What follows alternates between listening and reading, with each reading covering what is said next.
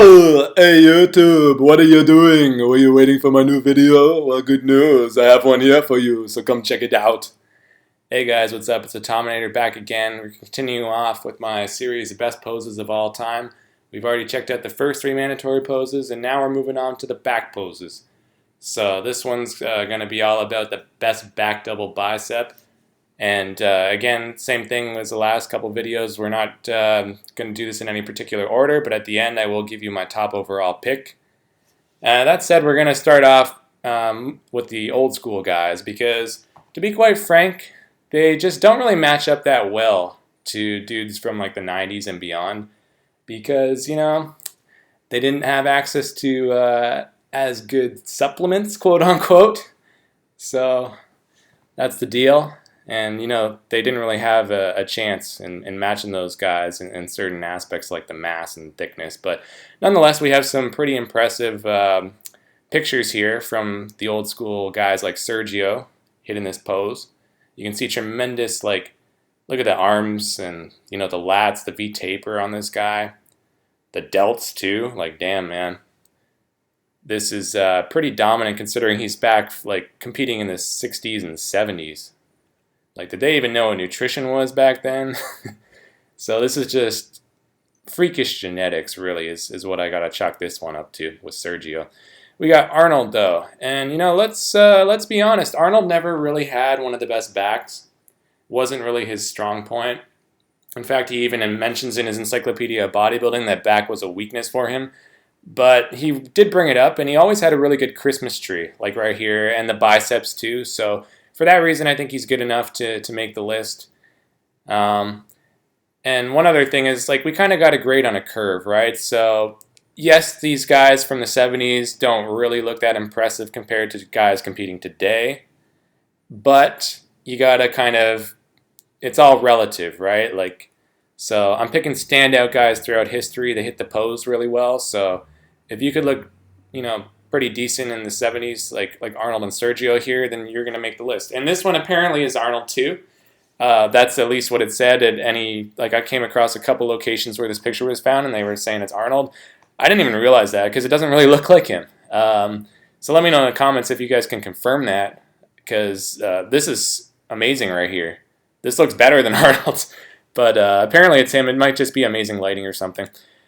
Tom Platt, speaking of amazing, like this one shocked me, man, because again, like he surprised me in the side chest pose because Tom Platz is a guy who's really just famous for his wheels. And you can tell right here, you know, looking at the calves, holy shit, right? But the back too, damn, man, that's world class. Look at all the detail, the full development. Here he is again, proving it's no fluke. I'm pretty sure these are different pictures. Yeah, slightly different, right? Look at the hair. It's definitely a different picture. I think. Or maybe it's the same, damn. Anyway, at least we could find one amazing picture of Tom Platz hitting the thing, so good enough to make the list. We got Danny Padilla, also looking really solid. Good calves, too. You know, for what I just mentioned about their backs not quite measuring up to modern bodybuilders, their calves definitely do. If anything, they're better. Back in the old school days. Here he is again. And we got him standing next to Robbie Robinson with that helmet-like afro there on the left. And Robinson, like, shit, look at the biceps on the guy, right? And the back, too. It's, yeah, he was just a really good bodybuilder. We got Bertil Fox, and, yeah, he's not hitting the pose that well, honestly. But he definitely has a lot of detail going on in that back. Here he is when he gained a little bit more mass. And talk about detail, though. We got Albert Beckles, and this guy looks like it's some kind of, I don't know, topological map of like a mountain range or something with all the little grooves and valleys and stuff going on there. Probably the most like defined back, or one of them for sure, of any guy that I've seen. And look at the arms, too. He was just ripped. We got Haney, and yeah, Haney shows stride in the meaning of winged victory. That's because Stridham had no wings. He didn't have a V-taper. I mean, compared to guys like Haney, and we'll see that right here, right? I'm not even sure who that is on the left, but he's also getting smoked, so Haney's just crushing him. Mopping the floor with these guys here. And Haney obviously had one of the best backs of all time. And along with another guy we'll see in a minute or two, he was just head and shoulders above everybody else in his era back in the 80s. Here he is next to Dorian. And at this point, this is a prime Haney, and this is like a young Dorian who hasn't quite peaked. So, yeah, Haney's beating him. Really, right? Like, he's got bigger arms, bigger back, even. You come back to this, like, just give Dorian a few years, and this will be flip-flopped with Dorian outmassing him. But at this point, Haney's winning. We got Lee Labrada, though, and, Lee... This particular Lee doesn't have one of the best backs ever, I'll be frank. But just this one picture alone, you can see so much detail. And honestly, he's making the list from this one picture here. Because, like this one, he still looks good, but not as impressive as that one I just showed you. And there's Paul Dillette on the right, struggling to pose as always. Don't know who that is on the left. Is that like a young Lavroni? Fuck. I don't know. Let me know in the comments if you do. But this is the other guy I was talking about, Samir Bannout, the other real dominating force in the 80s in terms of back development. Like, holy shit, this is probably the most impressive back ever before the 90s and beyond, if you get what I'm saying. Along with Lee Haney, of course. Because this back is like a decade ahead of its time. Here he is next to Frank Zane, just putting him to shame. And yeah, just superlative. Is that how you pronounce the word? Superlative? Superlative? I'm pretty sure it's superlative, but superlative back development on this man, Samir Bannout. Look at the thickness. This is Dorian Yates-like, right? Look at that lower back thickness, right? Tremendous. Chuck Williams, never heard of the guy before. And apparently Google hasn't heard of him either, because if you put his name into Google, it'll like just return a bunch of random people. I guess it's a common name, but very Robbie Robinson-esque. This totally reminds me of him with those peak biceps and a similar back and everything. But this is the only picture I could find of him, unfortunately. We got Momo Benaziza. And yes, I was able to find some GIFs. That's how you pronounce it, right? Or is it GIFs? Whatever.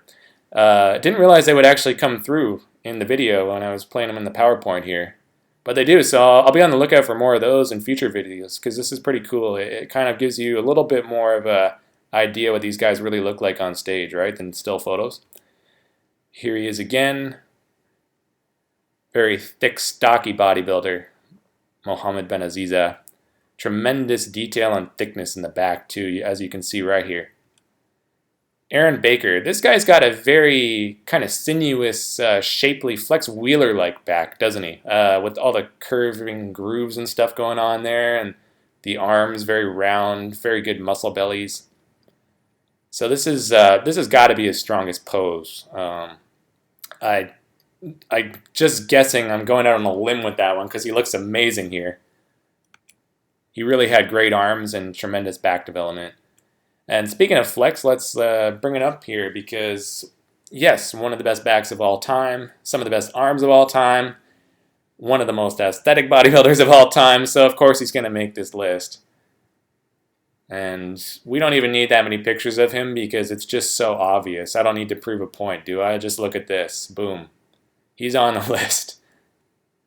Look at the calves. Some people were saying he doesn't have calves. Are you on crack? Are you guys on crack? Look at those calves. He's got calves. I don't know if they're real. There's lots of talk about him having implants or even synthol.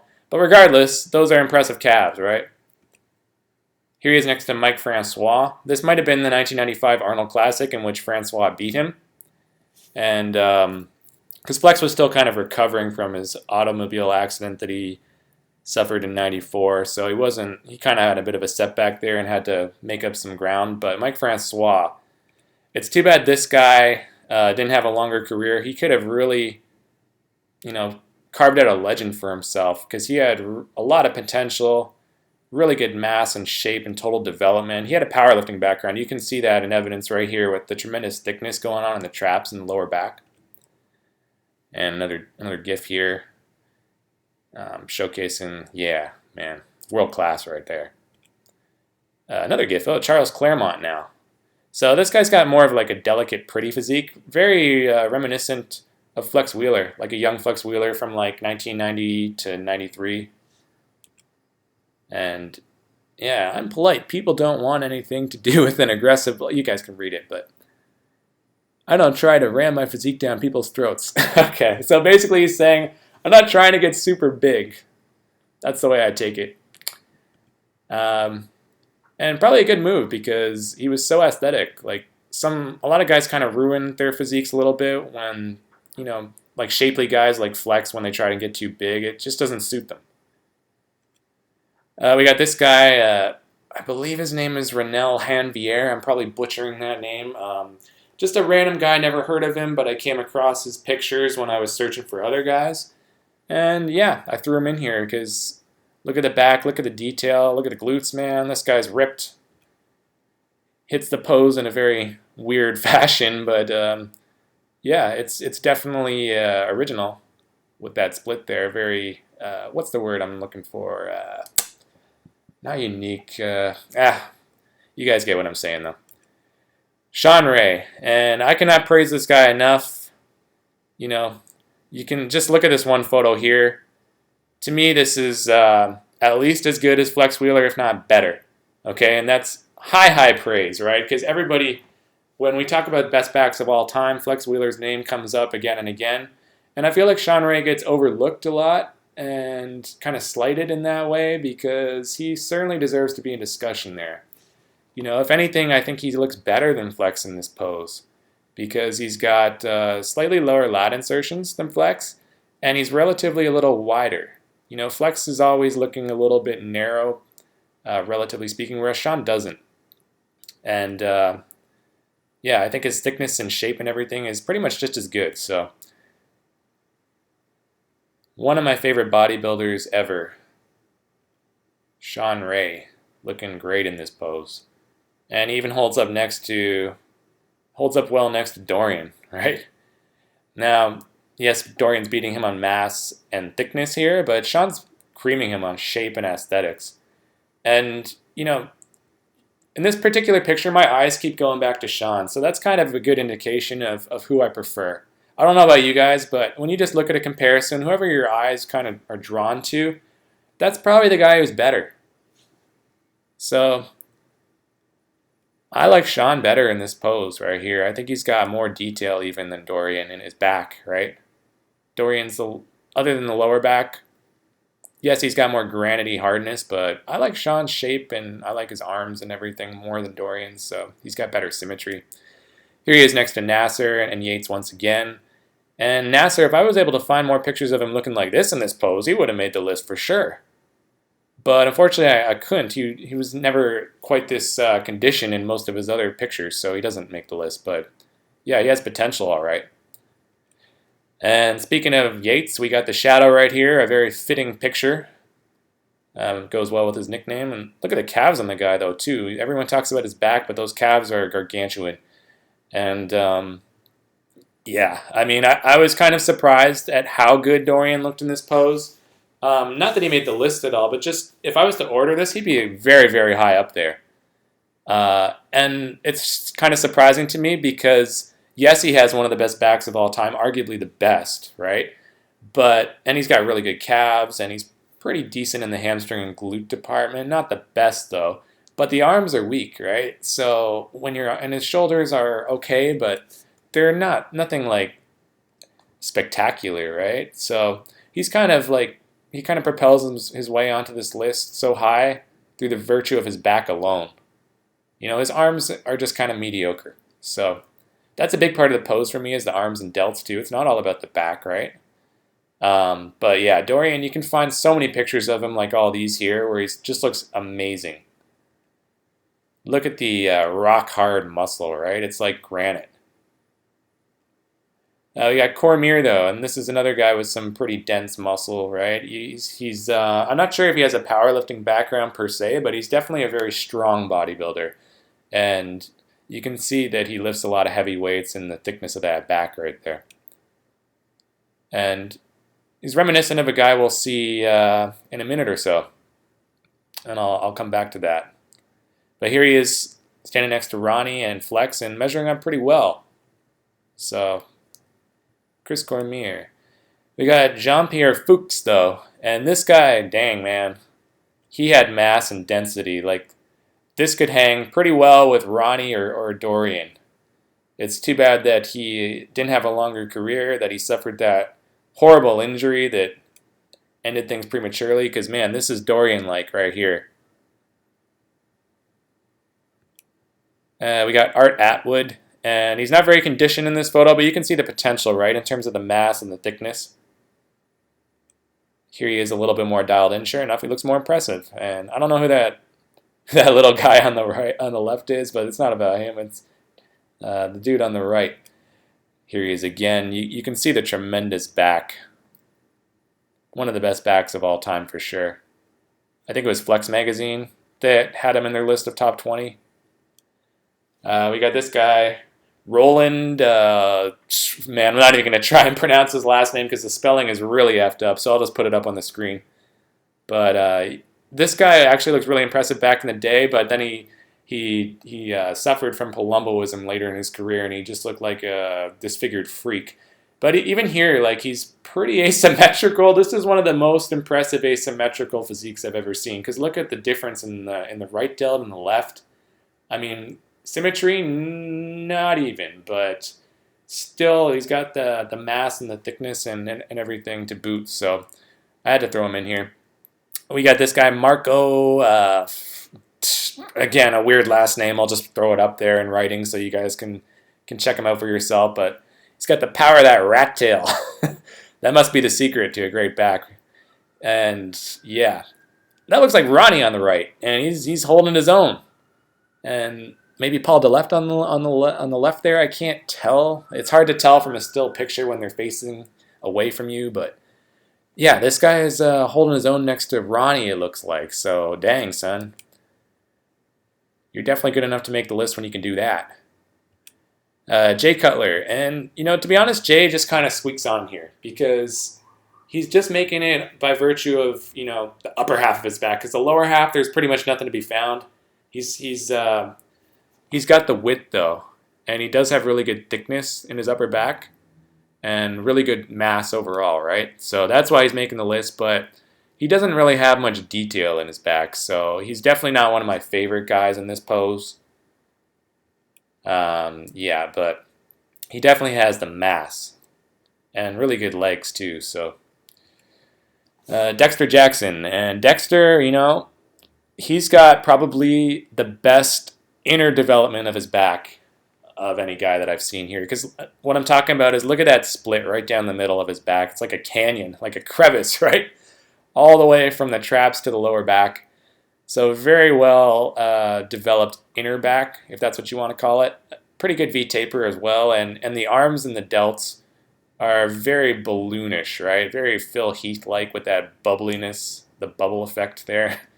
So, of course, he's going to be on this list. Even off-season, he's got more detail on his back than most guys when they're completely, shredded for a contest. Marcus Rule. And, yeah, there must have been some godly lighting in this show here. I think this was the 2002 Night of Champions. Because he looks amazing here. And he doesn't really look amazing in general, but for this one little clip here alone, he's making the list because this is really top-notch. Troy Alves, this guy was a big surprise. I didn't expect him to look so good. But you can see, look at the definition and the thickness there. Look at all the detail in the back. Really outstanding from Troy. We got Johnny Jackson. And this is the guy I mentioned earlier that Chris Cormier resembles, in my opinion. They both have really good thickness through the back. Pretty good arms and stuff, too, and the delts. They both, Johnny has a powerlifting background. So that's where that density is coming from. But for both guys, I feel like they look a little disappointing in this pose, in the sense that they have, Johnny has one of the best backs and probably the best traps ever. But it's not really translating that well into this pose. I don't really feel like they look as good as I thought they would, if you get what I'm saying there. Anyway, moving on, we got Vince Taylor. This is from him later in his career. I think the 2006 Mr. Olympia. So he was, well into the twilight of his career, and I wasn't able to find any pictures of him hitting this pose in his prime, unfortunately. But I think he would have looked even better than he does here. Like, this is nothing too spectacular, but he must have been probably like around 50 here. Like, he would have been pretty old at this point. So if you can look that good at such a late time in your career, then you're definitely going to you're definitely going to look better 10 years earlier when you're in your prime and good enough to make the list. So enough of that. We got Joel Stubbs. Now, this guy's noted for being, having one of the best backs ever. And like what I just mentioned with Johnny and Chris Cormier, though, I don't really feel like it translates that well into this particular pose. His weak points bring him down here. Like, his arms are underdeveloped. They're pretty subpar. His legs are, frankly, garbage for this day and age. It's got to be better than that, right? But he makes the list by virtue of his back alone, because it is pretty good. It's still, it's much better than it appears in these poses. That's, so, But anyway, we got Tony Freeman, who's similar guy to Joel in the sense that they're both pretty tall and long-limbed. But Tony looks better, because he's got better arms, he's got better legs. Even his back looks more detailed than Joel Stubbs's. So Joel Stubbs he had so much potential and it never really panned out. He wasn't able to train his legs properly because he had a knee injury or something, so that's why you never see him in like the Olympia and stuff. But Tony Freeman, though, he's been around for a long time. I'm not sure if he's retired at this point, but I haven't really seen him at the Olympia the past couple years, I don't think, so might be. But this is Melvin Anthony. Pretty solid. The problem with him is he never really nailed his conditioning, so that's why doesn't have more pictures here, just got the one. We got David Henry, though, and this guy probably has the best back of any of the 212 guys, formerly the 202 weight class. And yeah, you can see it right here, the genetic superiority in those lats and the traps and the thickness there of the back. This guy measures up pretty well. This is Flex Lewis, the 212 champ. I'm not sure if he's still the champ, so correct me if I'm wrong there, but he measures up pretty well. His back isn't really the focus here, though, so much as like the arms, the delts, even the legs. Like, everything's really well developed on this guy. It's not all about the back like as much as it was with David Henry. We got Evan Centopani, and he kind of surprised me at how consistently good he looked in this particular pose. Really good thickness and detail in the back, really good arms and delts on him, of course. He's always been known for that. And even his legs, when he brings the conditioning, he looks pretty outstanding in this pose. Victor Martinez, not the best in this pose because he's a little soft upstairs, right? He looks really shredded here in the glutes and hams, though, and he has detail up there, but he just looks soft. But I really like his shape, and he's got good mass, so he's good enough for the video. We got Dennis Wolf, and this guy's kind of interesting because in some poses he looks like crap. In other poses like this one and the couple other pictures I'll show you, he looks really good. So originally I was going to cut him from the list, but then I decided to throw him in here because you can just find, too many pictures of him looking really good in this shot to ignore him. And he does have really good, width. He's got an excellent X-frame with that tapered waist, really good flaring lats and wide set shoulders.